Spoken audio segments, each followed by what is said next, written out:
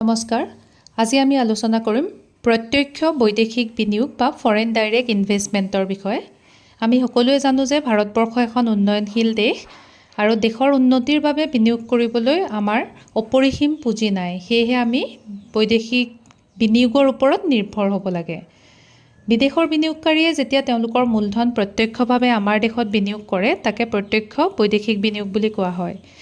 দেশৰ আন্তঃগাঁথনি যেনে ৰাস্তা ঘাট দলং ৰেলপথ আদিৰ ক্ষেত্ৰত বৃহৎ বিনিয়োগৰ প্ৰয়োজন হয় আৰু এই ক্ষেত্ৰতে এনে প্ৰত্যক্ষ বৈদেশিক বিনিয়োগ অতি প্ৰয়োজনীয় কিন্তু ভাৰতৰ ক্ষেত্ৰত যদিও প্ৰত্যক্ষ বৈদেশিক বিনিয়োগ আছে দেখা যায় যে এই বিনিয়োগ কিন্তু গোটেই সমগ্ৰ দেশতে সমভাৱে হোৱা নাই কিছুমান নিৰ্দিষ্ট ৰাজ্যতহে এয়া সীমাবদ্ধ উদাহৰণস্বৰূপে উত্তৰ পূৰ্বাঞ্চলত এনে বিনিয়োগ এতিয়ালৈকে হোৱা নাই 2024 বিত্তীয় বৰ্ষত ভাৰতৰ প্ৰত্যক্ষ বৈদেশিক বিনিয়োগ প্ৰায় 44,424 নিযুত ডলাৰ পোৱা গৈছিল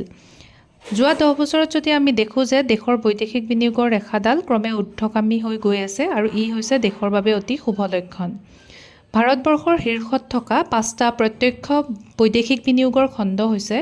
প্ৰথমতে সেৱা খণ্ড ইয়াত অন্তৰ্ভুক্ত বেংক বীমা কাৰিকৰী ব্যৱস্থা ইত্যাদি দ্বিতীয়তে কম্পিউটাৰ ছফটৱেৰ আৰু হাৰ্ডৱেৰ